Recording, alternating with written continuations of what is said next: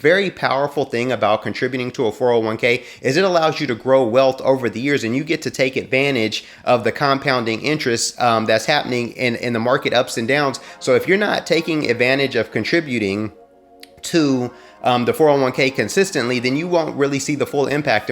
Hey, welcome back. In today's video, we're going to be talking about the benefits of using a 401k account to start creating wealth. Let's get into it. Hey, if we're just meeting for the first time, my name is Gabriel Walters and I'm a certified financial planner. I'm also the founder and owner of Steadyworth, and at Steadyworth, we're helping people just like you live a life that they're excited about today while staying within their means and taking charge of their financial future. So in today's video, we're going to be talking about how you can use a 401k account to start creating wealth. And now I just want to start this by defining wealth. And so wealth, I define wealth as monetary wealth.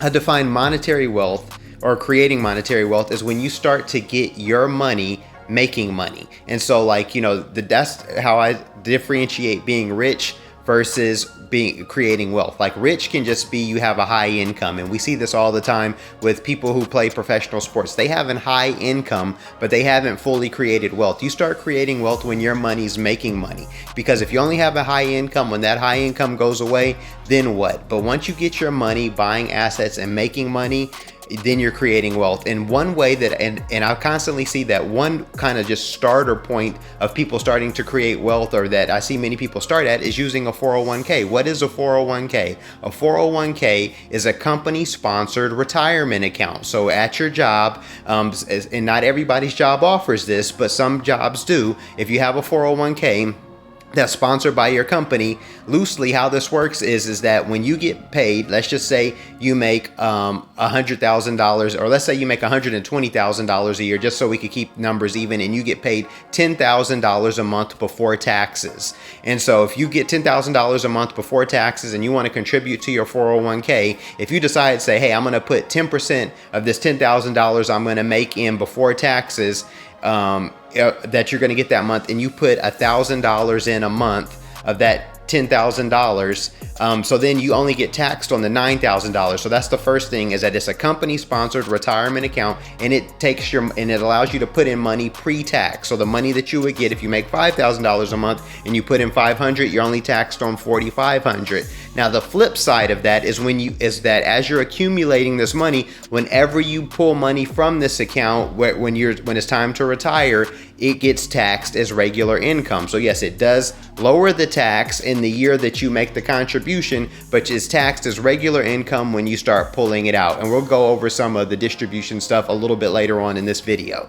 So I'm going to just go over some benefits of taking advantage of a 401k account. So for the year 2023, you can contribute up to $22,500 to your 401k account, and that is tax deferred. And if you're over age 50, they have an age 50 catch-up provision that is an extra $7,500. And so some of the benefits of having a 401k account is, like I've already mentioned, is it helps you create wealth. It's a vehicle where you actually get to start putting money into it, and then that money starts making money through compound interest, and it's not being disturbed. So then it starts compound as it's invested in the stock market. It starts compounding, and then your money starts growing. So you're giving your money a job. Another thing is that it also lowers your taxes, like I mentioned earlier, and then it also helps. You also can most 401k accounts are eligible for an employer match contribution, and so a lot of times employers will match a certain amount that you put into the account, and so that's free money. You don't want to leave any money on the board. So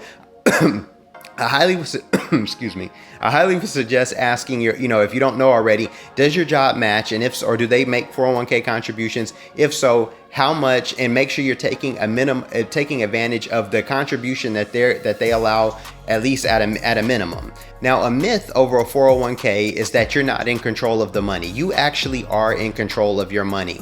So you get to choose what your 401k is invested in. And a lot of times, if you don't choose, they have a default investment that they will invest your money into. So what I've seen that a lot of companies will do is that if somebody hasn't chosen what they want their 401k to be invested in, because they're required to give you a list of options that it gets invested in, and then if you don't choose anything, I've seen one of two things happens. Either one, the money will just go in and it'll stay in cash. It won't be invested into the stock market. And two, the second one is that they'll put the money in a target date fund. And if you have a target date fund, like say it's like a target date of 2050, what these funds are set up are the target date fund kind of looks at what your current age is, when would be your projected retirement date, and then it's mixed of a range of stocks and bonds. And so the younger you are, the more aggressive or the more stocks it has. And as you get older, it becomes less aggressive and it kind of sells off the stocks and it gets more bonds. And so when you're younger, it's more aggressive, and then as you get older, it becomes more conservative so that there's less dips in the fund and in your account. So that's what a target date fund is. And I see a lot of people's accounts get defaulted to a target date fund. But if you want to be able to choose like, hey, I want my 401k to be invested into large cap stock or international stock, or I want it to be invested in small cap stock, and sometimes they don't allow you to do individual stocks, like if you just wanted to buy AT&T or Salesforce or something like that. But that is why it's important for you to understand the provisions of what your 401k is allowed to be invested in, and so that you could choose the options that are best for you. You should also talk to a financial advisor if you don't understand what's best for you and fits inside of your investment picture, and also what's good for, just what's good for your goals and for your risk tolerance. And, especially if you're checking the account regularly and you see it going up and down, you may not like to see the volatility. So by talking to a financial advisor, they can help advise you on what would be best, what funds would be best to take advantage of the options that you have. Once again, I answer these types of questions on a weekly basis for free. So if you have a question about what your 401k is invested in, or if what is invested in fits into your financial picture well, please, you can use the Zoom link below. I have a Calendly link. You can set up a call with me and we can go over exactly what is invested into your 401k. So another thing is that depending on how your employer has the account set up, they have a thing called vested money, vested versus non-vested. And so when your employer contributes money, the money that they contribute, sometimes can be on a vesting schedule. And what that means is if it's non-vested, they can say, okay, we gave you this money, we put in $5,000 in your 401k, but it vests in 2 years. So that means that you have to work at that job for 2 years in order for that money to become vested.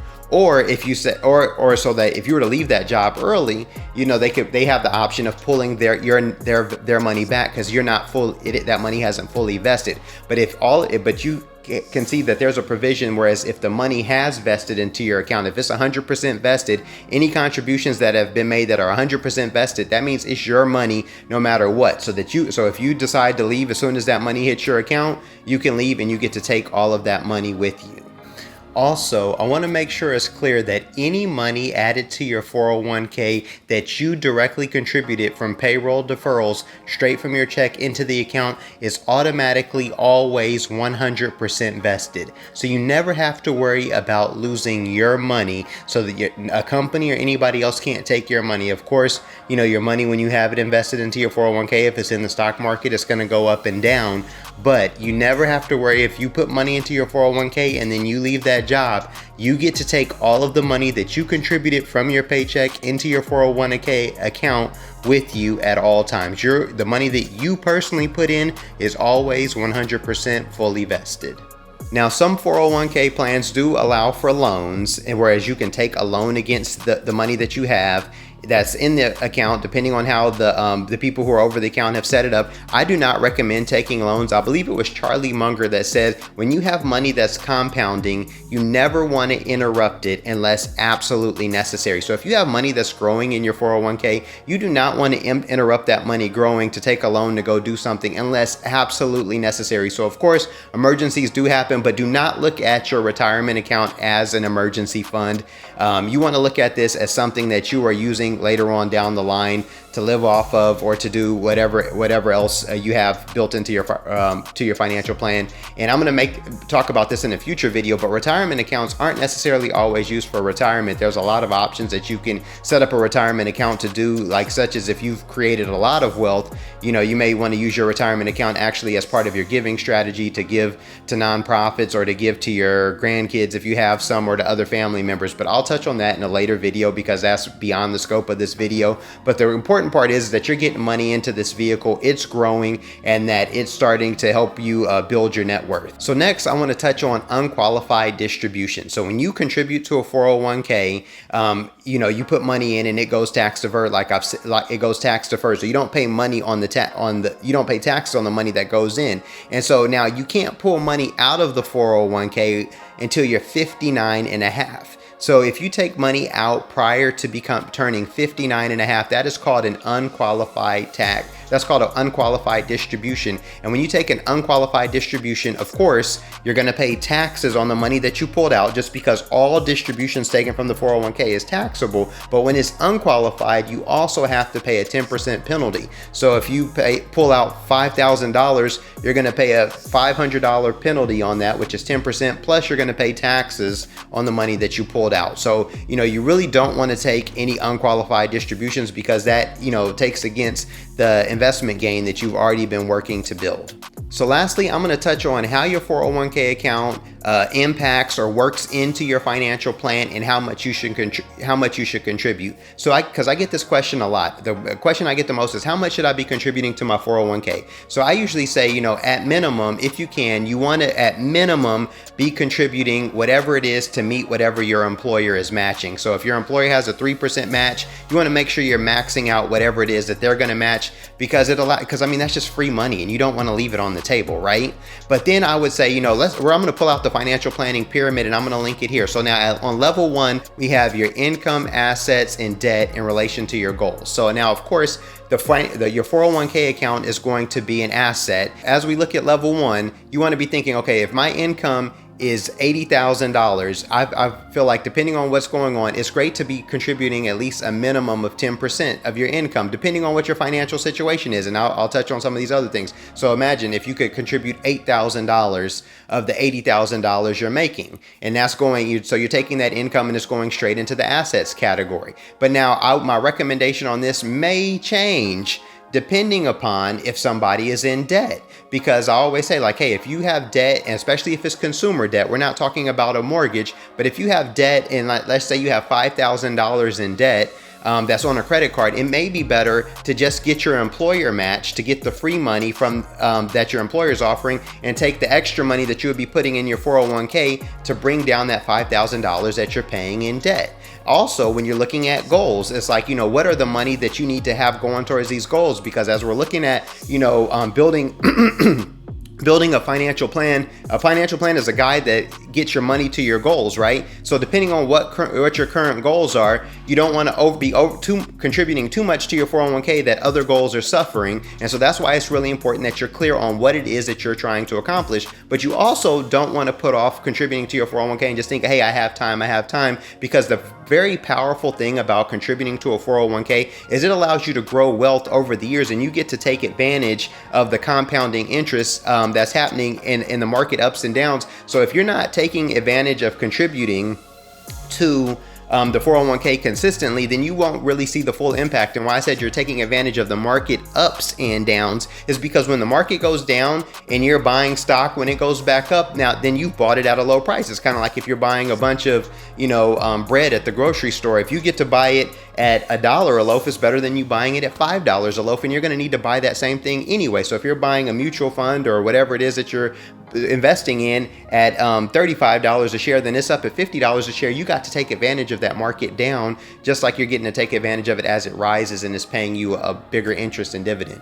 When we look at level 2 of your financial plan that talks about lifestyle expenses, taxes, and savings, another thing that you want to be thinking about at your 401k is that lifestyle expenses is broken up into things that you need in order to live and things that you need that you spend money on fun. And if we're talking about creating wealth, when people ask me, how much money should I be investing, and we're talking also about a 401k, of course, it's being guided by your goals, but I also think a good barometer to look at is your lifestyle expenses. If you're spending more money on fun than you're putting into your assets category every month, whether that's savings, whether that's in your 401k or in another brokerage account, or buying a real estate investment or investing into a business, there's probably a problem there. Because if we're talking about creating wealth, I have never met somebody who is wealthy, who is spending more money on fun than they are on investments each month. they generally are putting more money into things that are making money and using that money that their investments are making to have their fun with. Also, same thing with lifestyle. I've never met people who are truly wealthy who are spending more money on their lifestyle expenses. That means their home, their cars, eating out, and the things that people need, quote unquote, in order to survive, than they are investing. Because remember, if you have a high lifestyle category, that means the more money you need to make in order to support that lifestyle. Whereas when you live a lower lifestyle, you need to make less money to support that lifestyle, and that gives you more money in order to invest, pay down debt if you have any, and go after your goals. So, that's one barometer just to look at, like, hey, am I spending more money on my lifestyle and my fun than I am investing? If so, there's a possible opportunity to make some adjustments. And now, as we look at on level 3, your insurance and estate plan, you want to make sure, you want to also make sure you're properly insured, because one reason why sometimes people pull money out of their 401k account, imagine if all of a sudden you got a bill for something that happened that you weren't properly insured about. Like, I live in South Florida. Imagine your house gets knocked down through a hurricane, which happens to a lot of people every year, believe it or not, or your house gets flooded, which just happened a few weeks ago to a lot of people, and they're not properly insured and they need money. Then they'll go end up having to pull it out of their retirement account, or they have to pull it from wherever, because you can't just live in your car. And so if your house needs repair, then they're pulling it from somewhere. So that's why you want to make sure you have proper insurance, because now your insurance is protecting the money that's in that 401k, because the insurance would be paying for whatever disasters have come up, instead of you interrupting that compounding interest that's happening in that 401k. Also, estate planning. How does this affect your 401k? Estate planning. Now, on your 401k, you have a provision where you can write who you want your beneficiaries to be. So if something were to happen to you, you can say, hey, I want my child to inherit it. I want my wife to inherit it. I want my mother, my father, or whoever that person is. And so you make sure you always fill out who your designated beneficiary is going to be on your 401k account. Every account allows for this. And you can even have more than one beneficiary. You can have multiple. And so if you don't know who your beneficiaries are on your 401k account, make sure you contact your plan administrator, ask, and if you haven't set up any, make sure you set some up today. So that's an action item. If you haven't set up, 2 action items I have for you for this video is that if you haven't started contributing to your 401k, I would challenge you. Do $100 a paycheck, do $50 a check, $25 a check. I tell you that this money is going to start compounding faster than what you would realize. And one regret that I have is when I started contributing to my 401k at my previous job, I started off too small. I was doing $100 a check. I didn't even feel it. I didn't even see it because it was coming out pre-tax. I wish I would have started out at $250, $300 a check, because I still have that money in, now that I've left that job and I've rolled it over into an IRA, but it's one of the biggest accounts that I have, because I was putting money into it over a 5.5 year period consistently every time I was getting paid. Plus I was getting employer profit sharing contributions. So it really adds up over a period of time. So I would just encourage you, if you haven't started contributing to a 401k, make sure you start that immediately, even if it's just a small amount. Make sure you're also taking advantage of what the whatever employer matches come with the account. And also make sure have set up proper designated beneficiaries for if something were to happen to you, so that the money gets to the person who you would want to have it, and you're not having a government or some other entity decide if something were to happen to you. So you want to make sure those things. So in closing, if you know somebody who could use this information for a 401k video, a lot of people have 401ks and don't understand it. It's an amazing tool to start growing wealth, and it gives you stock market exposure. So I'd say just go ahead and go for it. And if you have any questions about your 401k account, please use the link below. Let's set up a call. I can explain it to you. I love talking about this type of stuff. If you know somebody who could use this information, please forward it to them. Please hit the like button, ring the bell so you can be notified when we drop new videos. We drop new videos every week. And also, we have financial planning courses. So if you don't know how this stuff plays in your financial plan, check out one of our courses online. We'll walk you through and show you how investments play into your financial plan. Have a great day. Let's plan for success. I'll see you next week.